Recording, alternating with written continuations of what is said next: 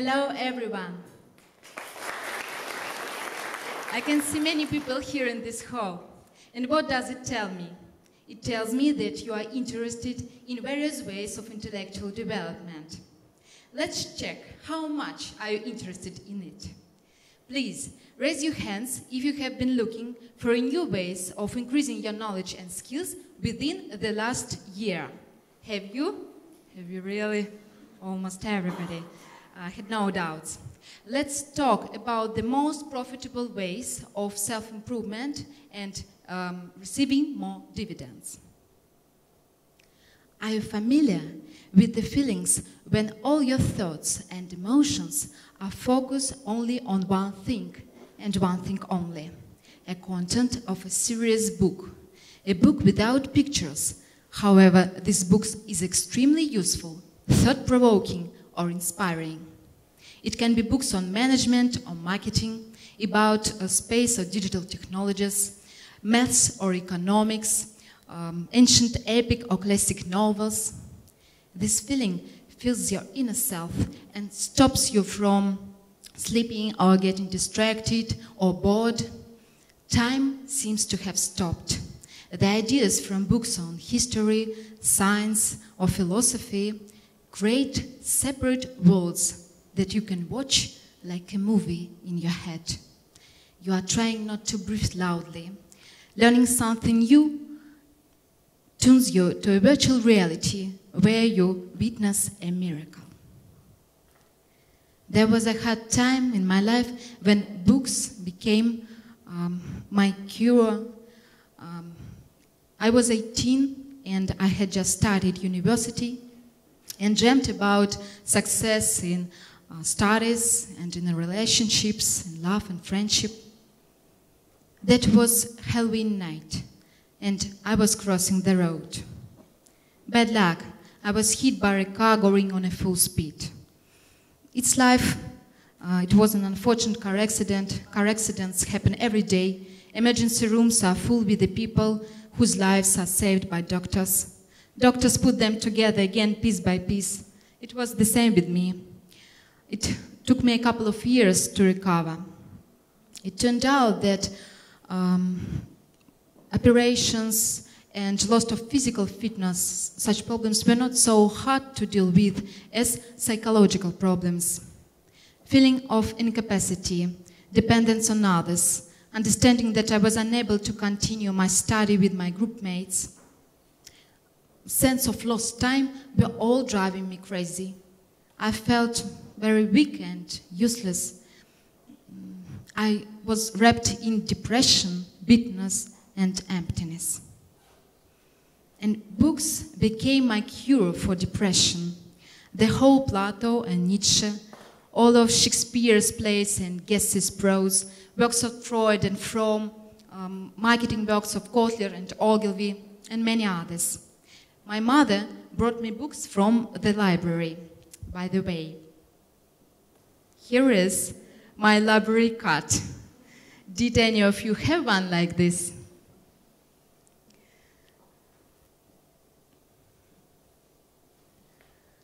Um, 14 years have passed since that time, but I still love books. And I tuned my passion to my profession.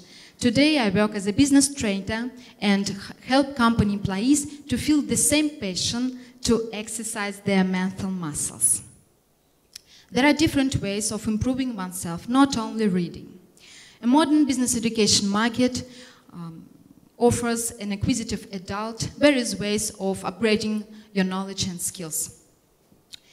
Marketing experts advertise glossy new programs that are full of trendy words like collaboration, Scrum, Agile, and they promise you quick results. They try to make you buy a magic pill that will solve all your business-related problems. The demand of easy and quick results creates such offers like YouTube videos on 10 life hacks for writing 10 life hacks. Some opt for economical, half-hour economical course in creativity or design. Some opt for training videos on rhetorical skills or subscribe an HR blog. But how effective are these development tools? Is all the data equally useful in work and life? We are flooded with tremendous amounts of information. Usually these are piles of garbage that block our eyes, ears, and noses. It's no wonder that we try to protect ourselves from this nonsense by self-defense. Instead of conducting our personal research or focus groups in order to find valid arguments to back up our presentations, ready-made infographics is used. Instead of reading fundamental books with grey covers, color comics are increasingly becoming more popular. We believe false tweets about strong wolf leading a pack and use it as a metaphor at planning meetings. An older generation claims that clip thinking is a new norm, and Generation Y even doesn't know any other approaches. Recruiters are constantly searching for brave, creative young people who were born after the 90s. They grew with the belief that everything can be found on the internet, including summaries and theses, so there is no need to read thick paper originals. I'm not convinced. Can one acquire knowledge and skills relying only on passive watching of webinars or scanning a couple of long reads? Can one become a professional, for example, in negotiations after watching online business simulation and answering 10 questions from the final test?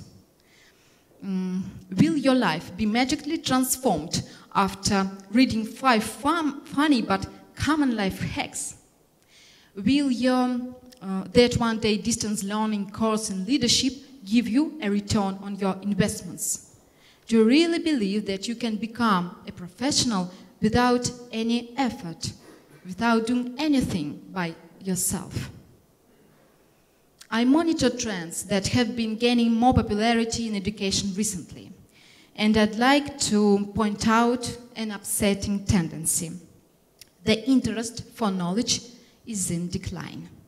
A report published on the website of the Institute of Sociology of the Russian Academy of Sciences claims that 80% of Russians consider astrology as science. And 32% are sure that the sun travels around the earth. 32%. Please note, I am not talking about information. We absorb dirty laundries and scandals in mass media. We pay attention to headline in the news. But there is a big difference between information we take in passively and knowledge that demonstrates our self-improvement. According to cognitive psychology, students at any age process information instead of simply absorbing it. We memorize, synthesize, analyze concepts. We form our own emotional responses. And on the basis of this, we relate to the people around us. Experience helps to extract meaning. And I think that you cannot deny that one cannot become a great surgeon or a skilled diplomat, professional engineer, teacher, or a preacher without heart, self-motivated work. But how many books does an office worker read on average? Vladimir Mizhenkov, in his book CEO 70 Rules of Russian Positive Management, gives us the following statistics. American businessmen and managers with an annual income over $1 million a year read 63 books per year. And how many books does an average office worker read? Only 2. And the situation is not any better in Russia. According to the results of this survey conducted by Общественное мнение, 44% of Russians haven't opened any book this year. Business and specialized literature is also ignored. According to the results of this survey I conducted, especially for TEDx conferences, in pharmaceutical companies, out of 294 employees, 39% read 3 and more books, and 30% admit not reading books at all. I say about professionals in pharmaceutical companies. Back to my story about that Halloween night. I was lying on the road and thinking that it was probably the end. I realized that life is not endless. Each of us has limited time. It may be 70, 80, 100 years, but there is no medicine that will give us eternal life. But if we can't make our life longer, what if we could increase its quality? What if we could make it more profound and meaningful? David Gordon, one of the NLP authors, wrote in one of his books that our quality of life and social success depend directly on abilities and skills we acquire. The more knowledge and skills we have, the better our life will be.